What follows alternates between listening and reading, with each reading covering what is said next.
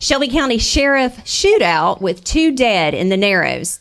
That's today's topic. On Dirty Deeds, the dark side of real estate.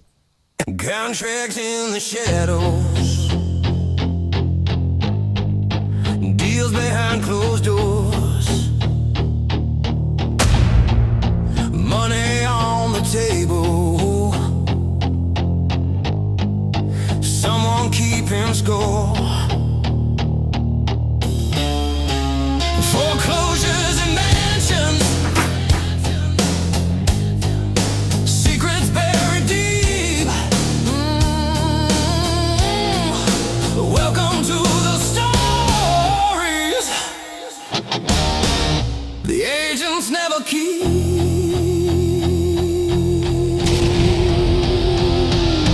Dirty deeds in real estate, hidden lies behind the gate, big money, broken dreams, no one's ever what it seems. Oh yeah! The dark side of real estate. The dark side of real estate.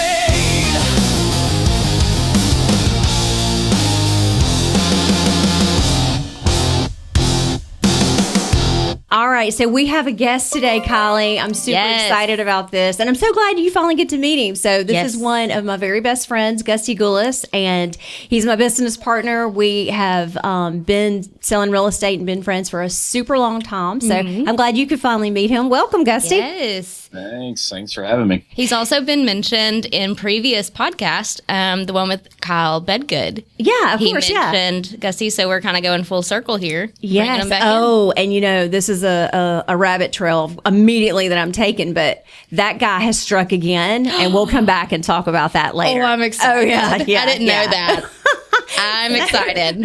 Okay, let's get back to Gusty, though, today's story. Yeah. So Gusty and I were chatting about, you know, houses that he was going to be showing to some clients. And I said, oh, do you know, are you showing this one? And I sent him the particular house that we're talking about today. And he said, yeah. And I said, oh, you know, that's where the shootout happened. And he was like, no, tell me about it. So we started, he was like, I didn't realize it was that one. And so I told him the story. So here's the story on like how I have heard it. You know, there's always more to the story. There's always stuff that I don't know. There's Different always versions. the truth, right? Because we Yes. hear so much crap. Yep. But I remember the day that I heard like my news feed started just being flooded about what was happening. That was a lockdown, like don't leave your house in the Narrows. Yeah. Well, my friend lives in the Narrows, and I was super worried about her. So I, you know, we started saying, if you're in Chelsea, just stay in your Yeah. home. They're like, Yeah. what? What is this?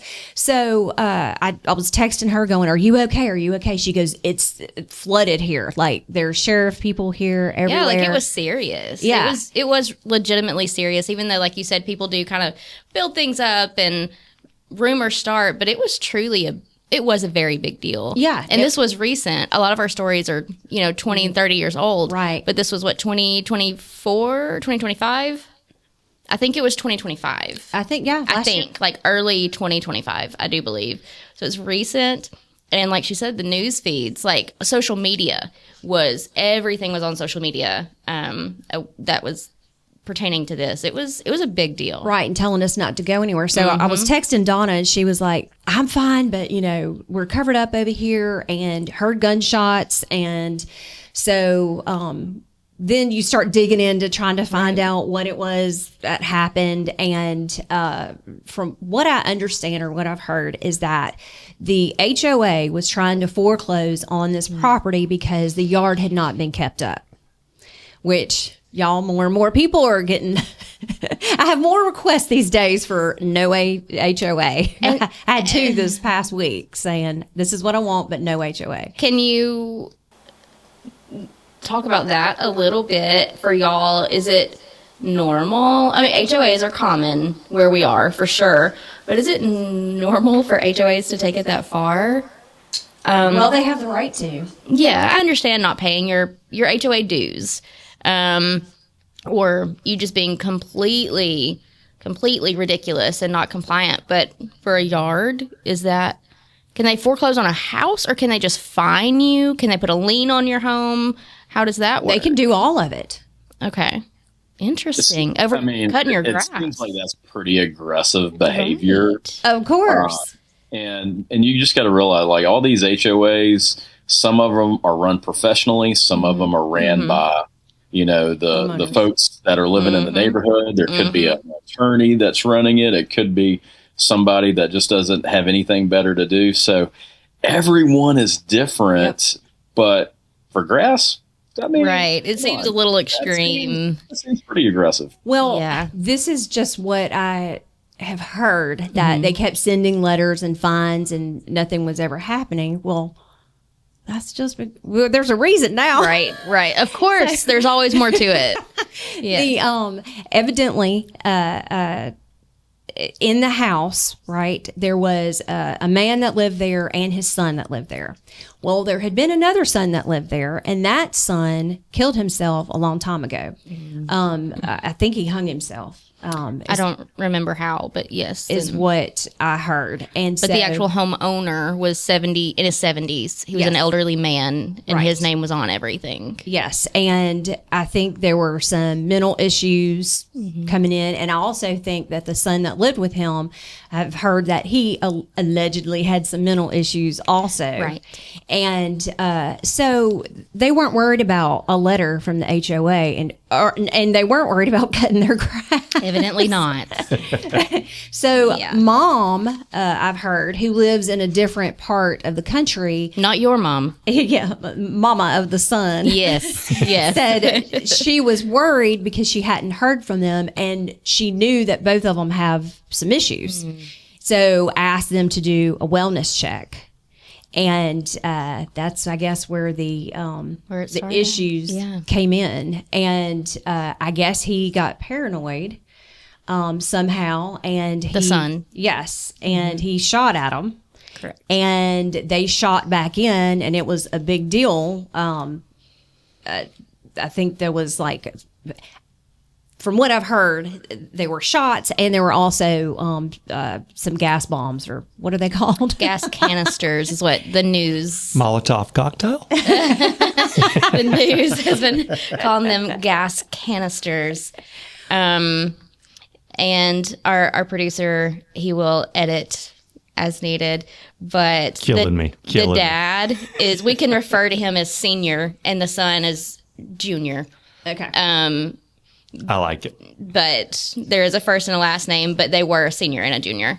Okay. Cool. The dad was 74 and the son was 48. Okay. So now, whenever they finally get there and they realize that they charged the house, they ended up finding that he was passed away, but they found another body in the bathtub. Oh, my goodness. So Senior allegedly had been passed away for quite some time, and I guess he just froze and didn't know what to do. And there was no signs of malice there, right? From what we understand, but... can you imagine how bad it smelled? And now, was Junior also cashing Social Security checks? Yes. Okay, that's what I had heard as well. Okay. According to news outlets, he just did not report the father as being passed away at all. So yes, he was getting all of his income, whatever that looked like. Not cutting the grass, and probably not taking care of the mortgage as needed, and HOA issues. So yes, he was taking in the money and not putting anything out. So in this case, the HOA is probably a good thing. Yes. Normally, yes, the HOA does try to protect your property values. Sure. Correct. And keep the dead bodies from piling up in the house. They're good for something. So, and it was on the, I think, the same street that my friend lives on. So it's, it's close to home. All of this happens. Yes. But then when Gusty and I were talking about everything that he was showing, and I'm like, oh, wow, did you sell it? And he did. And so tell us a little bit about, showing the property and how it went. Yeah. So I knew that something had happened in the Narrows. I didn't know what house, or I didn't know all the full details of everything. So I saw this house popped up, and I had some clients that wanted a single level home that was updated, move-in ready. They were looking for their last home, and they were in a 2-story home with a basement. And then, just from a mobility standpoint, it needed a garden home. Right. So And in the Narrows, they're perfect for that, Yes. but they're not always updated. Yeah, that's So right. to have the opportunity to have one updated is pretty good. Yeah. So we had made an offer on another property in the neighborhood, and it was a multiple offer situation, got outbeat, and we were pretty, you get frustrated when you're making offers on other properties. Well, I saw this one pop up, and I was like, oh my God, like, this house looks incredible. It's been fully renovated, like, updated countertops, updated flooring, updated paint, like, everything looked incredible. There's a And reason. so I was like, all right, Yeah. hey, we need to be the first ones in this house. And so, anyways, I messaged my clients, who are incredible folks. We went into, and we scheduled a showing, and it was for like a day or two in advance.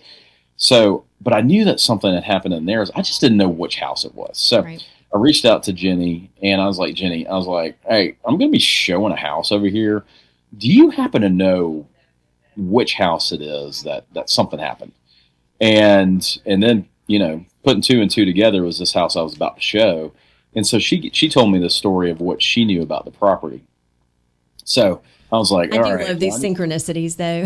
Yes. Yeah. Normally, between Gusty and me, we can usually get down and figure out Right. what's going on. Right. Yeah. Love it. So I did my own research, and I knew that there was, that the guy had, passed away, and he was left in the bathtub, and then, had all the, shootout or whatever in the house. And so I was like, all right, how do I have that conversation with my clients if they like this house? So I was like, all right, I'm going to figure this out. So first off, I wanted to make sure that they liked the house. I didn't want them to have any kind of idea that there was something up with this house previously. I wanted them to judge the house first. Walk in with a good, clean mind. Be right. open-minded. Yes. Before we Yeah. drop the hammer on them. Yeah. Yeah. Because otherwise, if you would tell me that, I would truly walk into a home and be like, I want to see if I can find some blood splatters. I want to see if I can find a couple little ricocheted bullet holes. I would look for that and look just because I'm curious, but I would see imperfections and I would. Well, I and would that's trail why off. whenever you and I looked at houses together, I let you imagine where the handcuffs went. Yes, you did. The basement bedrooms. Yes. I'm like, why doesn't this room have windows? It's a storm shelter. Okay. Like that's yeah, we literally had one like that. But yeah, go ahead. So the way I presented it to these clients was, hey, I've got some more information about this home, but I want you to judge this house and take a look at it, first off the way it sits, and then I've got some more information I'm going to share with you at the end. And so immediately, like, their ears perked up and was like, so what's going on? and they didn't live in the Chelsea area. They were relocating from the Hoover area to Chelsea. So anyways, we looked around the house and they fell in love. All right, perfect, exactly everything they needed, backed up to wilderness, so that they could have their coffee and have their, peaceful mornings, evenings, and, watch the deer back in the Narrows, those kind of things. I love those lots in the Narrows. So they walk around, they're like, this is the one, this is it. Now tell me what Right. other information that you have.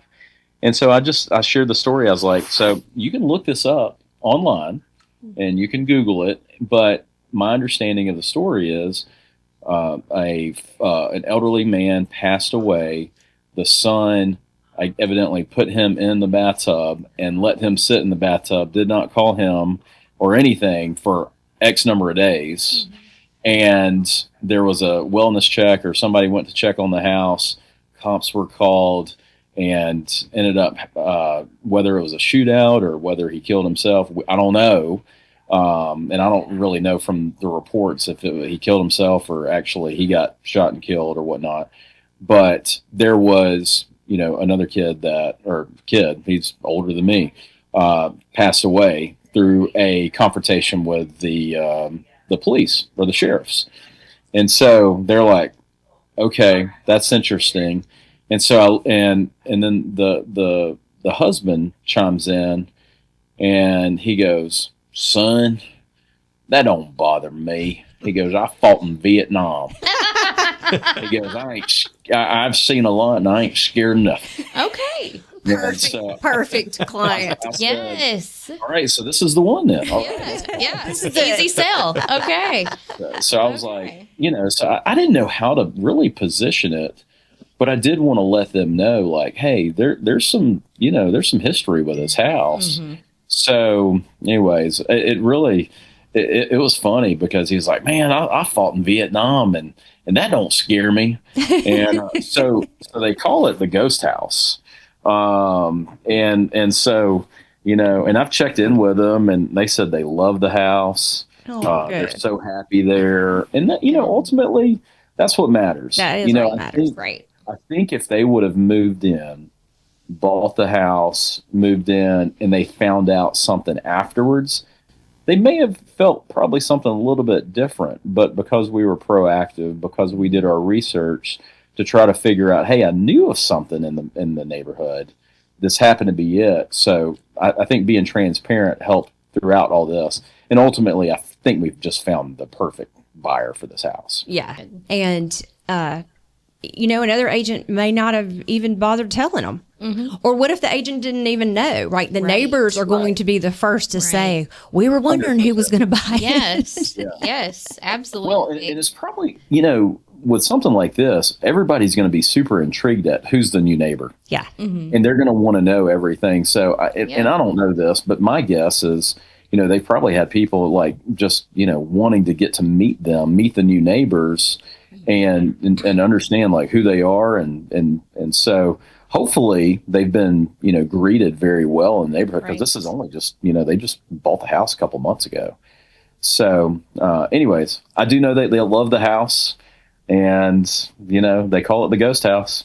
I love it. We nickname all the houses. Yeah. That we see. Yeah. So I love that they named it the ghost house. Right. Hopefully they don't have those situations because next week we're going to be talking about the house I saw that had a demon. But so excited. Kylie has found out some additional a little bit. She got back in and found out some other rumors going on. Yes. So as we stated, yes, the father, senior, was found in the bathtub. We don't know how long technically he had been there, but a long time because decomp had set in. It was just hard to tell. Actually, according to Channel 13 News, the police department had been trying to get a hold of these people for over 2 months. Wow. Yes. And then when all this happened in January of 2025, it all went down. They even called in other police departments, Alabaster and Pelham, which are close by, but not within that exact city and jurisdiction, because they wanted like all hands on deck. They sent a drone to somehow look. I don't know how the layout of the house is, but they were able to see with a drone that eventually the son, although he had been walking around the house and they had physically seen him for a long time, according to the drone, he had been laying in a bed. And then when they actually did go into the home, because they tried to negotiate and he just was not responding to them, they did find him dead in the bed of the home. Allegedly, from what I heard because I live in Chelsea, Alabama. Reliable resources. Yeah. So this was not on Channel 13 News, but the son, Junior, he dealt drugs, allegedly. And that was part of his mental health issue, was self-medicating and just being really, really high and really, really low. And supposedly, allegedly, he dealt some drugs and dealt a lot of pot. Don't know if I can say that. Can I say the P word? You just did. Yes. Okay. Well, I didn't This is say it a a bunch podcast. for you to have to keep bleeping it out like I'm saying mother. Look, we don't have to deal with the FCC on our podcast, dadgummit. So you say whatever you Okay, want. well, I just wanted to make your job a little bit easier. But some of the Chelsea moms were afraid that they'd be losing their pot dealer. So, because he's right there at the Narrows, just drop down the mountain, down the hill, and go see your man at the Narrows. Allegedly. I am a Chelsea mom. I was not the one. No, he was too busy with the other grass. Yeah. You know, no. like, for the record, I'm not one of the Chelsea moms that went to the Narrows or anywhere for their drugs. Not anywhere for the drugs. But that was just a side of the story that I heard. We all hear different sides. That's right. But again, yes, this has been all over social media, all over the news. Very, very open with this story. And it was nice that this story has been a change for us, that it's been more recent. Yeah. And it's been a different because I've been view. pulling out those stories from the archives. Is But it? Before I the do internet. I do have one extra tidbit. Oh yeah. That a few folks did ask, and they asked if the bathtub had been removed, and so we did I was going. confirm. We did confirm that the bathtub that the senior, I guess, laid to rest in, was removed, and a whole new bathtub. That's good. That is an excellent question to ask for your clients. Yes. So, You don't want to just soak we did in that, confirm you know? that, and I did share that with the new owners. So they were happy about that. A random question that I have, because you said that home was very recently renovated. Did you get the home like that, or did the bank get it and someone kind of flipped it, or do you think the junior that's a and the great senior did it? Like, junior living there, he was 48 is what I read, so he's young enough to definitely help his dad out. And It was a foreclosure. Okay. It was a foreclosure, an investment group, an investor bought it. They renovated the property. They did have to deal with some title issues that concerned the HOA. And I think at some point there was even the HOA lien got foreclosed. Somebody bought the HOA lien. So there was a lot of title issues. Oh, yeah. Okay. And so even we were supposed to close earlier, and actually some of the title issues delayed our closing. But we were able to get it closed. And actually, this home was under contract multiple times. It was previously on the market. It was previously under contract, and title issues messed up the closings previously. Wow. So when it actually hit the market and we jumped on it, it's actually been on the market before, but the title issues got to the point where people weren't willing to wait or whatnot. So, so they put it back on the market because they thought that they had figured out the title issues, and for the most part they did. It just delayed a closing for a week. So, yeah, investors were involved, foreclosures, bank had to get involved. So it took a lot to get this one ready for the new owner. Was it Spartan that bought it? No. Okay. When crimes and things like this happen, especially in a place like the Narrows, because the Narrows is pretty local to Birmingham. You're tucked away just a little bit, but you're still close enough to the city. Yeah. You've got some woods and forestry right there, but you're also really close to stuff. But it's a nicer area. It is. Does a crime like that lower the value of the home? Or no? I don't not think really. so. And does it affect the homes beside it? I think that preconceived, because it's so famous, it could. But I mean, this you didn't have to. Did you have to compete on this one? No, I mean we jumped in pretty quick, and Right. And the title issues helped you. The terms of our contract, I mean we presented a great offer.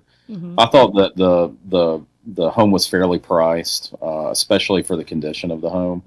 The investors, when they flipped it, they did an incredible job getting it ready for the market. So Yeah, the pictures look realistically, it held value. I think is a great question you posed, because yes, a history of a house can potentially impact the value of the property, mainly because it can impact the amount of people that might be interested in the property. Yeah. So from a supply and demand, it could have an issue there. Surrounding properties, maybe not so much, but it also depends on the location. Right. It also depends on the crime or Right. what happened or whatnot. So this one, again, a lot of everything that we deal with is location and condition for the most part. So obviously condition, the whole house had to be renovated. And I think it was in, not the greatest shape. It definitely hadn't been kept up, especially on the outside. Right. So somebody had to spend a good bit of money to get it ready for somebody to buy. So, And that's what makes the difference. It held the value, at least for the Narrows. Well, and right now, in this day and time, a one level is in high demand.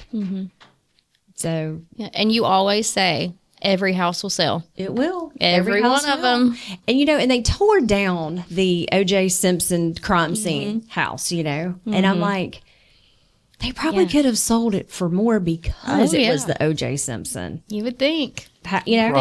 Probably the HOA did not want all these people coming through looking at it all the time. Yeah, they, probably not. They built like a little clubhouse right there instead or something. I don't know. I'm sure.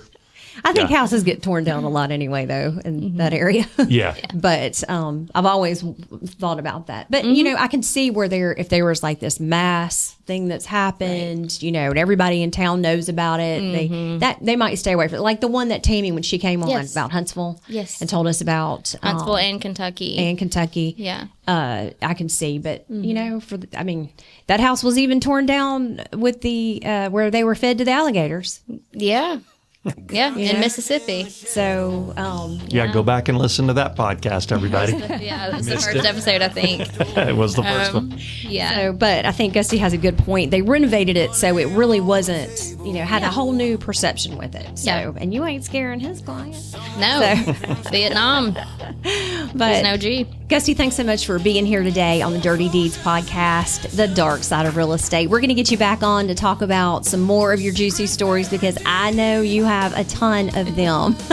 We love to discuss the true crime that happens in houses because it's interesting. It is. Very interesting. Thanks for subscribing and listening to Dirty Deeds podcast.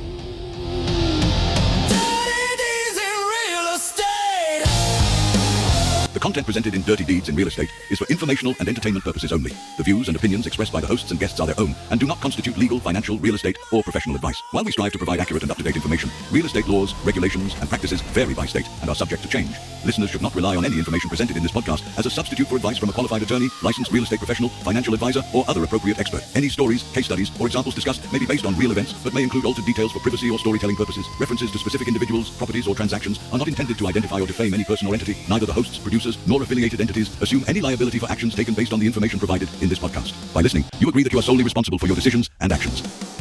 Jenny Williams is a licensed real estate agent with EXP Realty. The opinions and views expressed on Dirty Deeds in Real Estate are solely her own and do not reflect the views, policies, or positions of EXP Realty or its affiliates.